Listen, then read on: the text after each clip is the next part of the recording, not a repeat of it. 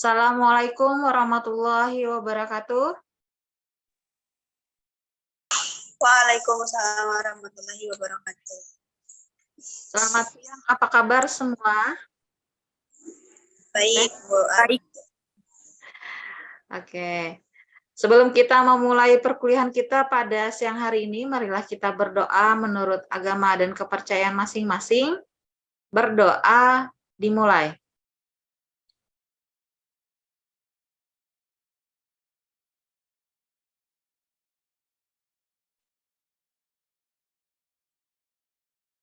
Berdoa selesai.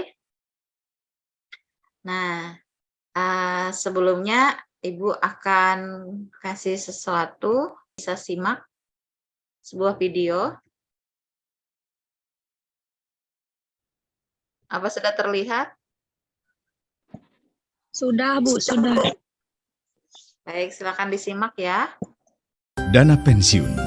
Indahnya masa tua berkat dana pensiun. Ini Pak Andi. Tahun depan ia akan memasuki masa pensiun. Pak Andi selalu mendambakan masa pensiun yang sejahtera, yaitu memiliki dana yang bisa ia nikmati bersama keluarga di hari tua dari tunjangan dana pensiun hasil kerja keras di sebuah perusahaan tempat ia bekerja selama puluhan tahun. Namun nasib berkata lain. Jaminan hari tua atau JHT dari Jam Sostek belum tentu mencukupi kebutuhan dana hidup Pak Andi dan keluarga. Lalu bagaimana Pak Andi dapat hidup sejahtera di hari tua?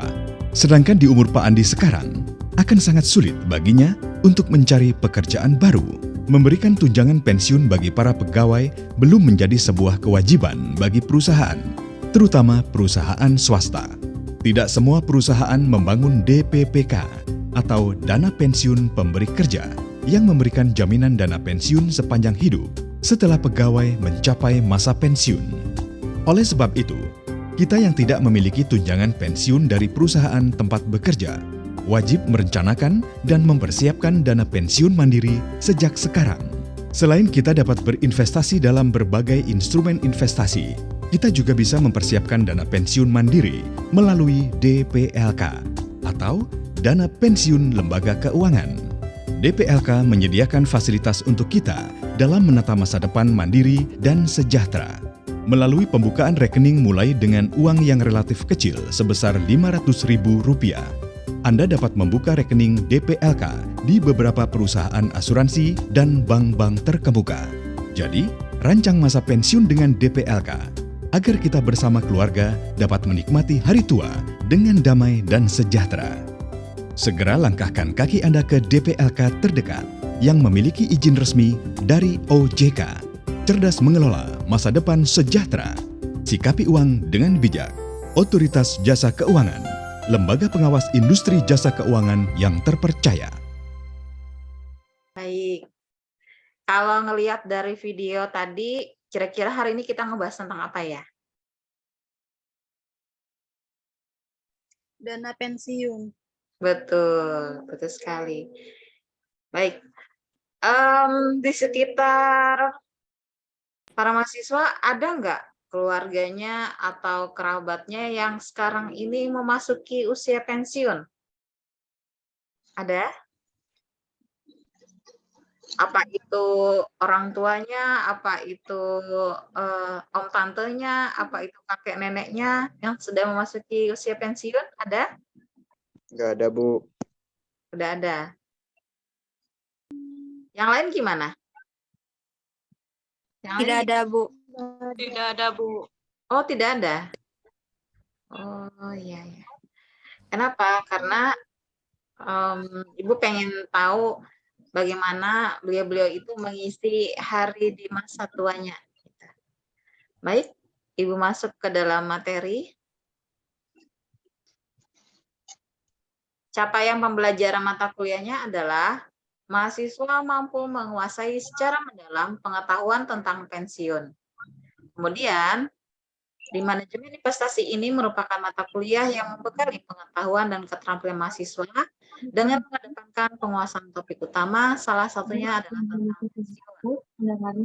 Poin khususnya adalah mahasiswa dapat memahami tentang perencanaan pensiun dan program pensiun. Betul sekali. Sekarang. Bahasan kita hari ini adalah tentang pensiun. Nah, sebab kebahasan di sini ada dua. Yang pertama adalah perencanaan pensiun dan yang kedua adalah program pensiun.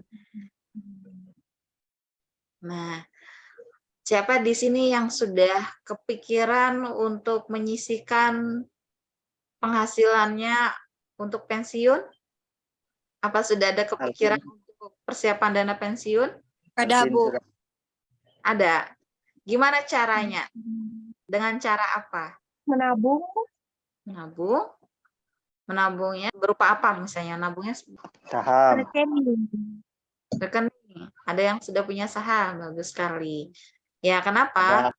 Karena di usia-usia produktif sekarang, usia-usia seperti kita ini masih sehat, masih muda, masih bisa bekerja aktif, kebanyakan itu pensiun itu tidak terpikirkan. Kenapa?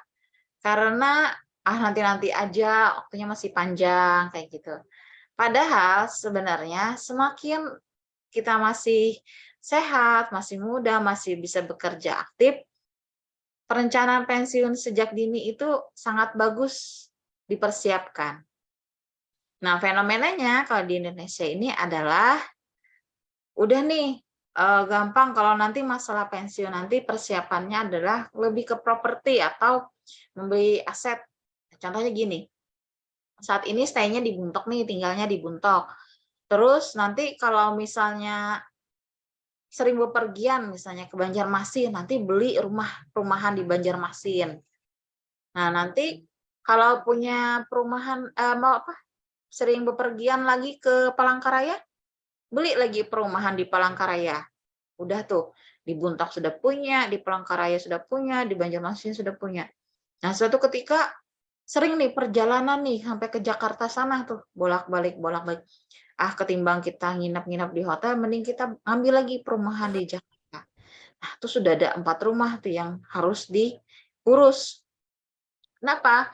Kalau misalnya masih usia produktif, masih sehat, masih bisa bekerja aktif, mungkin biaya operasional untuk keempat rumah itu masih belum begitu terasa gitu. Tapi bagaimana kalau misalnya sudah masuki usia pensiun? Yang tadinya penghasilannya 100%, masuki usia pensiun, nanti penghasilnya tidak 100% lagi, gitu kan. Nah, sedangkan ada 4 rumah yang harus diurus. Bayangkan berapa biaya yang harus dikeluarkan untuk pemeliharaan rumah-rumah yang keempat tuh tadi. Tahu sendiri kan kalau misalnya rumah itu, satu contoh aja, misalnya listrik. Listriknya bunyi, token listriknya sudah bunyi, tidak diisi, terus tiba-tiba lampunya karena token listriknya sudah habis, lampunya mati nih gitu kan, gelap. Nah, rumahnya jadi gelap gitu. Nah, kalau misalnya ke 4 rumah itu tadi, misalnya sekarang penetapannya sudah stay-nya di Buntok nih, yang rumah di Banjarmasin, di Palangkaraya, dan rumah yang di Jakarta tadi disewakan atau dikontrakkan ke orang lain, itu tidak jadi masalah. Yang jadi masalah adalah kebanyakannya kalau sudah punya aset itu, mereka enggan untuk menyewakannya ke orang lain. Kenapa? Dengan alasan nanti kalau misalnya saya sewaktu-waktu misalnya perjalanan dinas ke Palangkaraya, nanti saya nginap di hotel lagi dong gitu. Percuma dong saya ngambil perumahan di sana gitu.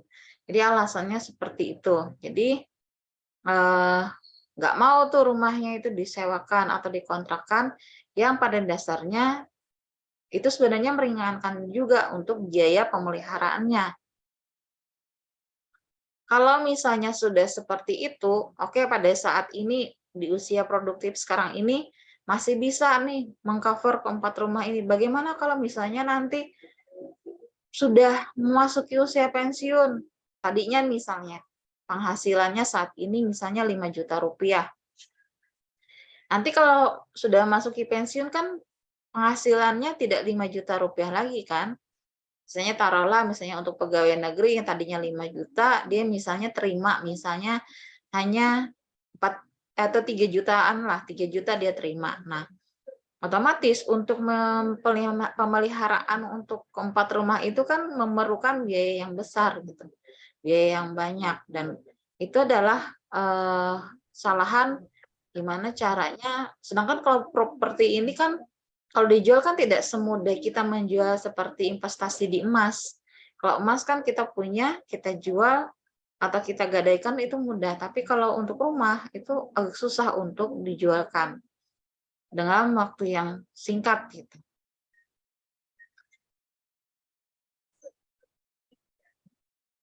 Nah, ini adalah alasan penolakan atau menunda. Kenapa orang-orang pada menunda untuk merencanakan dana pensiun? Yang pertama ini, saya kan sudah pegawai negeri misalnya, saya sudah ada uang pensiun dari negara, itu disebut dengan taspen, tabungan pensiun. Atau misalnya saya sudah kerja nih di perusahaan, jadi saya tidak perlu untuk menabung lagi. Nanti kan ada nanti jam sostek, dulu namanya jam sostek. Kalau sekarang namanya BPJS Ketenagakerjaan, kan cukup itu. Apa yakin itu cukup gitu kan ya. Nah, terus yang kedua alasannya, saya masih muda nih. Saya masih muda, jadi saya nggak mikirin dana pensiun, nanti-nanti aja pensiunnya. Nah, karena dia masih muda, kemudian dia sudah berkeluarga nih, dia berkeluarga, sudah menikah, punya anak. Wah, saya nggak bisa nih nyisihin uang untuk pensiun saya nih. Kenapa? Karena banyak tanggungan di keluarga saya. Saya misalnya punya anak-anak, misalnya punya anak kecil, yang harus selalu ada susu, popok, dan kebutuhan lainnya. Jadi banyak tanggungan nih, nggak bisa untuk nabung. Karena yang tadi sudah banyak tanggungan keluarga, tambah lagi dia kategori orang yang susah buat nabung gitu. Makin susah lagi nih. Terus yang kelima, kebanyakan orang-orang pemikiran, banyak anak nanti banyak buat nampung nih. Misalnya nih, punya anaknya ada 12 orang. 12 orang, 1 tahun ada 12 bulan. Nanti anak pertama di bulan pertama Januari. Nanti anak yang kedua di bulan Februari. Nanti anak yang terakhir di bulan Desember. Jadi setiap bulan itu digilir. Nah, itu ya kalau misalnya anak-anaknya tidak keberatan untuk menampung bila pensiun gitu kan, susah juga. Nah, ini adalah apa sih gunanya buat kita mempersiapkan dana pensiun itu sejak dini. Nah, yang untuk opini yang pertama ini agar tidak menurunkan standar hidup itu maksudnya gini. Sekarang ini kan misalnya penghasilannya 5 juta per bulan. Biasanya pengeluaran dalam rumah tangga itu dalam 1 bulan itu berapa? Hitunglah misalnya 4 juta. 4 juta dalam 1 bulan. Berarti kan masih ada dana 1 juta yang bisa untuk disisihkan, untuk bisa ditabung gitu. Nah, nanti ketika sudah memasuki usia pensiun, masih bisa nggak dengan penghasilan sekarang yang tidak sampai 5 juta, tapi standar hidup 4 jutanya masih bisa jalan. Gitu. Seperti Ibu yang ilustrasikan tadi, misalnya pada saat usia produktif, hasilnya 5 juta 1 bulan. Ketika memasuki usia pensiun, otomatis penghasilannya tidak 5 juta kan? Bisa jadi taruhlah misalnya penghasilannya adalah 3 juta rupiah. Nah, sedangkan biaya pengeluaran per bulannya itu yang normalnya itu adalah 4 juta rupiah. Berarti kita masih kekurangan 1 juta rupiah kan untuk memenuhi standar hidup. Itu maksudnya kenapa? Supaya standar hidup kita itu tidak berubah ketika memasuki usia pensiun.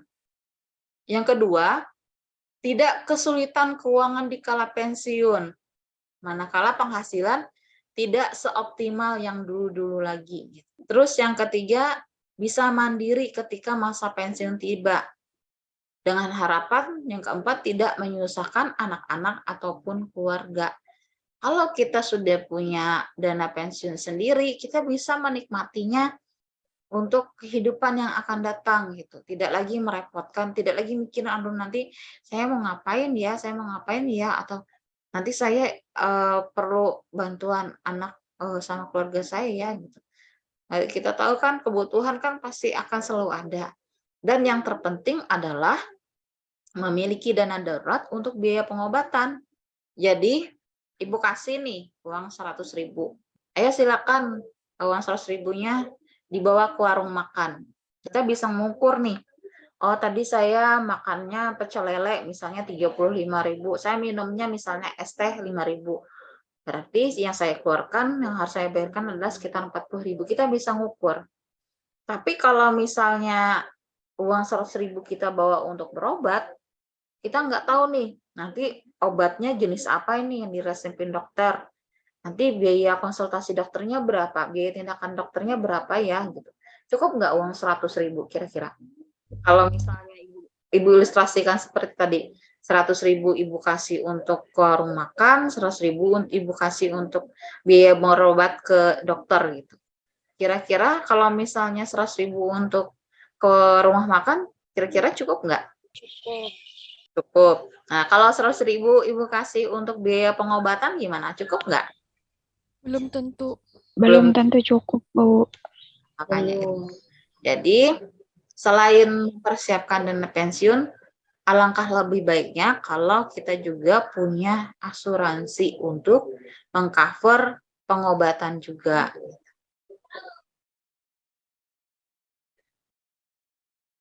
Nah, ini adalah beberapa hal yang harus dipersiapkan dalam perencanaan dana pensiun. Siapa di sini yang sudah kepikiran pengen, oh Bu, saya pengen pensiun di usia 40 tahun mungkin? Ada yang sudah punya kepikiran untuk masuk di usia pensiun di usia berapa? Normilawati kalau pensiun mau usia di berapa pensiunnya?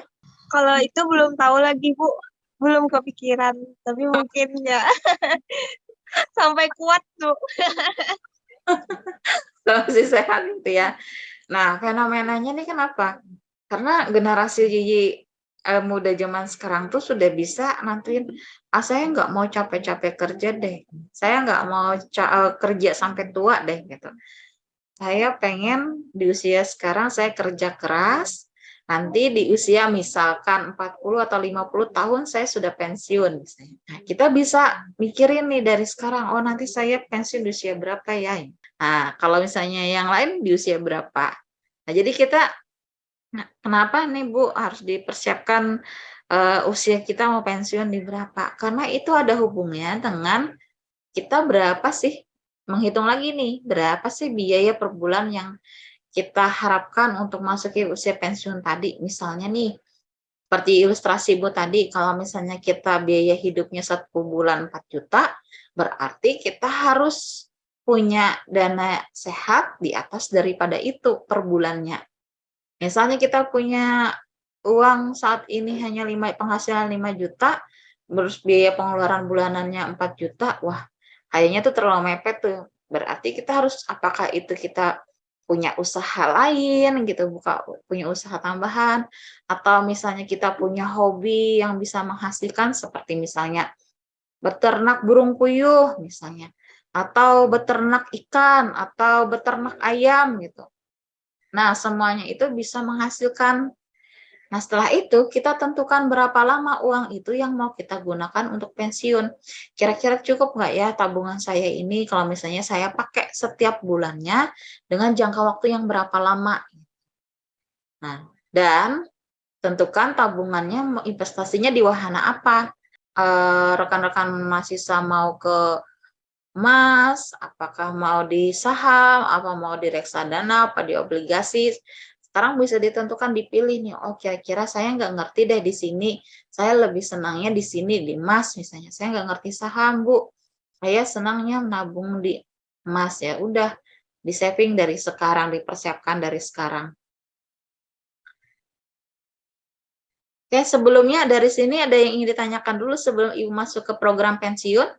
Tidak ada. Oke, nah, seperti video awal tadi yang sudah Ibu putar, itu adalah ceritanya Bapak Andi. Beliau sudah mau memasuki usia pensiun, dan beliau hitung-hitung ternyata, wah saya ini kayaknya kurang deh uang dana pensiun saya untuk persiapan pensiun saya nanti, gimana ya?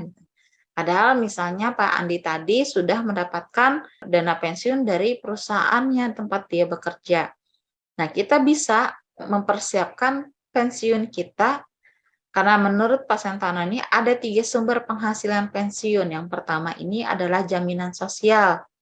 Jaminan sosial ini adalah program publik yang memberikan perlindungan bagi tenaga kerja terhadap berbagai resiko, baik itu resiko sakit, resiko kecelakaan ini bisa kecelakaan kerja, atau terjadinya resiko cacat pada saat bekerja, kemudian untuk persiapan hari tua, bahkan meninggal dunia. Dan ada juga nih program untuk pemutusan hubungan kerja jika misalnya perusahaannya terjadi kebangkrutan atau dia harus meminimalisir atau dari jumlah karyawannya. Nah, jadi pengusaha-pengusaha ini wajib memberikan kepada karyawannya selama karyawannya itu adalah karyawan yang pegawai tetap gitu. Nah, jadi kalau dia pegawai tidak tetap, dia akan kesulitan untuk mendapatkan ini. Dan kalau di Indonesia itu diatur dalam Undang-Undang Nomor 3 Tahun 1992 tentang Jaminan Tenaga Kerja. Nah, salah satunya ini adalah ada program Jaminan Kecelakaan atau JKK. Jadi kalau misalnya terjadi kecelakaan kerja pada saat bekerja nih, tiba-tiba ada kecelakaan kerja, maka semua biaya perawatan itu ditanggung oleh perusahaan. Kebanyakan perusahaan itu karena dia tidak mau menanggung resiko yang terlalu besar, makanya karyawan-karyawannya diasuransikan. Kalau perusahaan itu tidak mengasuransikan dan terjadi resiko kecelakaan kerja, nah itu akan membuat perusahaan menjadi rugi karena harus mempersiapkan biaya pengobatannya berapa, kemudian biaya rehabilitasinya bagaimana, dan itu tetap harus digaji karena kan pada saat itu terjadi resiko itu pada saat terjadi sedang bekerja. Terus berikutnya adalah jaminan pemeliharaan kesehatan. Jadi kalau misalnya karyawannya terjadi resiko sakit, baik itu rawat jalan maupun rawat inap, kemudian dia ada obat-obatannya, kalau misalnya perempuan ada kehamilan, kemudian ada persalinannya, itu ditanggung juga oleh perusahaan. Nah, perusahaan ini juga bisa juga berhubungan menjalin kerjasama dengan pihak asuransi. Kalau sekarang kan namanya itu BPJS Kesehatan. Nah, perusahaan bisa mendaftarkan karyawan-karyawannya untuk mendapatkan jaminan kesehatan sehingga tidak terlalu memberatkan pada perusahaan. Yang ketiga ini adalah jaminan kematian. Kalau misalnya terjadi resiko tutup usia, ahli warisnya yang akan mendapatkan santunan itu gitu ya. Kemudian jaminan hari tua atau JHT. Ini adalah tabungan tenaga kerja yang hanya dapat diambil apabila yang bersangkutan mencapai umur 55 tahun atau sebelum 55 tahun tapi terjadi resiko cacat tetap total. Misalnya nauzubillah min dzalik ya amit-amit ya, tidak punya lagi tangan gitu kan karena tergilas mesin seperti apa gitu. Jadi resikonya cacat tetap total, tangannya tidak bisa diganti, tidak bisa difungsikan lagi gitu. Atau dia meninggal, nah, biasanya itu dapat dicairkan gitu sebelum usia 55 tahun. Kalau karyawannya masih sehat, bugar, masih bisa beraktivitas, JHT-nya hanya bisa dicairkan di usia 55 tahun. Selebihnya itu ketentuannya seperti Ibu bilang tadi, kalau di luar dari usia 55 tahun boleh mengambil lebih dahulu kalau misalnya terjadi resiko-resiko yang seperti Ibu sebutkan tadi. Sampai di sini ada yang ingin ditanyakan? Tidak ada, Bu. Oke. Nah, berikutnya ini adalah program pensiun yang dipersiapkan oleh perusahaan. Nah, banyak perusahaan ini memberikan program pensiun bagi karyawannya. Nah, contohnya ini apa? JHT dari jam sostek gitu. Tapi kira-kira cukup apa tidak gitu kan? Kemudian mendapatkan fasilitas keringanan pajak, mempersiapkan untuk dana itu gitu kan. Tapi kalau misalnya tidak cukup seperti Bapak Andi tadi, dia bisa mengikuti program-program yang dari DPLK, baik itu dari asuransi maupun dari bank-bank gitu. Bank-bank yang ada bisa membeli asuransi gitu. Jadi ada kemudahan. Nah, sekarang Ibu mau tanya, kalau saudara memiliki dana 1 miliar rupiah, kira-kiranya uangnya mau diapain? Ada yang mau coba jawab? Investasi, Bu. Investasi Investasi, di Bu. mana? Di Investasi, Bu. bidang apa? Investasi sedekah, Bu. Investasi, Bu. Modal usaha. Modal Tanah. usaha. Modal usaha, Bu. Mau usaha apa? Investasi akhirat, Bu. Investasi, Bu.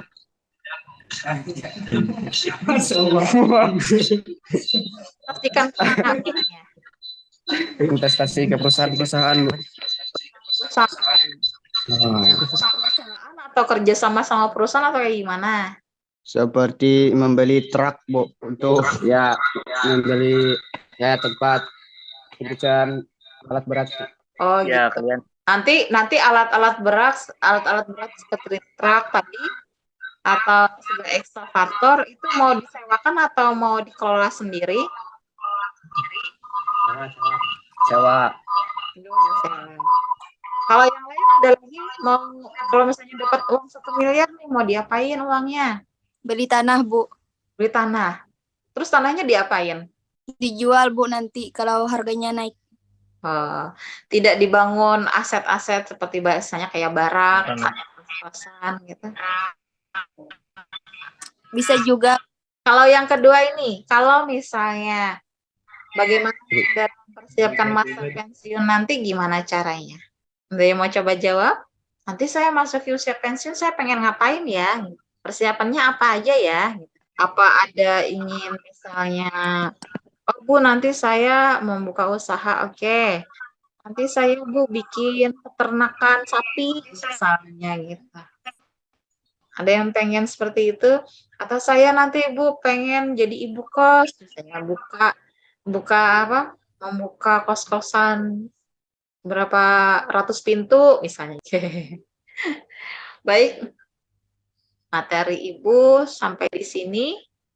Ada pertanyaan mengenai dana pensiun? Ya, Tadi untuk yang usia pensiun di perusahaan itu umur berapa ya, Bu? Nah, kebanyakan kalau di usia perusahaan itu memang mereka memiliki kebijakan masing-masing. Tapi kebanyakan itu adalah di usia 55 tahun. Kenapa? Karena kalau misalnya usia di atas 55 tahun, resiko untuk perusahaan itu besar. Biasanya kalau orang yang sudah memasuki usia seperti itu sering sakit-sakitan gitu kan. Kerjanya tidak produktif lagi. Jadi makanya perusahaan membatasi untuk karyawannya itu di usia 55 tahun. Nah, setelah itu karyawannya itu dipensiunkan gitu. Kalau misalnya di pegawai negeri, kalau misalnya di guru kan, misalnya guru itu kan masa pensiunnya di usia 60 tahun tuh. Makasih Saidah. Yang lain ada yang ditanyakan? Bu, ada lagi sedikit. Boleh. Untuk misalkan usia 35 tapi sudah mau pensiun itu bisa lah, Bu? Boleh, itu namanya pensiun dini. Pensiun dini kalau misalnya saya sudah settle nih, saya sudah dari keuangan saya sudah mapan. Terus juga saya sudah bosan nih dengan rutinitas ini, saya bisa nggak saya mengajukan pensiun dini? Boleh, bisa gitu. Meskipun usianya masih belum memasuki usia pensiun, bisa mengajukan untuk pensiun dini. Baik itu di pemerintahan maupun di perusahaan swasta boleh. Gitu. Dananya sama aja lah, Bu. Ya. Yang didapat. Dana pensiunnya sama aja. Untuk penghasilan dana pensiunnya otomatis itu beda. Kenapa? Karena kan itu kan diambil dari, sebenarnya dana pensiun itu diambil dari penghasilan karyawan itu juga atau pegawai itu juga, dipotong setiap bulannya untuk persiapan dana pensiun. Karena dia belum mencapai usia pensiun yang sebenarnya, otomatis pun pendapatan untuk dana pensiunnya pun tidak optimal, tidak sebanyak atau tidak semaksimal kalau dia sesuai dengan usianya. Seperti itu. Oke, yang lain bagaimana? Ada lagi? Bu, tadi kan ada jaminan kematian. Nah, itu kan kalau misalnya sudah meninggal, diberikan kepada ahli waris. Ya. Misalnya ini kalau nggak ada ahli waris, Bu, diberikan keluarganya. Jadi kalau yang misalnya nih, yang tutup usia itu adalah yang bekerja. Misalnya yang bekerja ini bapaknya tutup usia, nanti yang menerima ahli waris nanti bisa itu istrinya, bisa itu anaknya, gitu.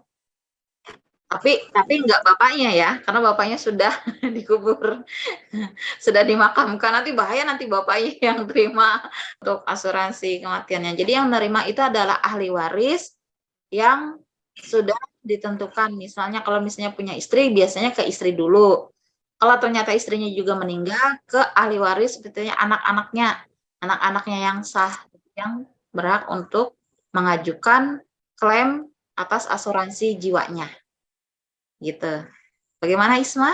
Kalau yang punya anak ya, Bu, yang istrinya ada 2. Kalau misalnya tidak punya anak, nah biasanya ada yang diturunkan, misalnya belum menikah, misalnya dia belum menikah, dia belum punya istri, dia belum punya anak, dan dia tutup usia, maka nanti yang menerima ahli warisnya itu adalah orang tua atau keluarga terdekatnya. Kita tutup perkuliahan pada siang hari ini ya. Sebelum Ibu akhiri perkuliahan kita pada siang hari ini, marilah kita berdoa masing-masing.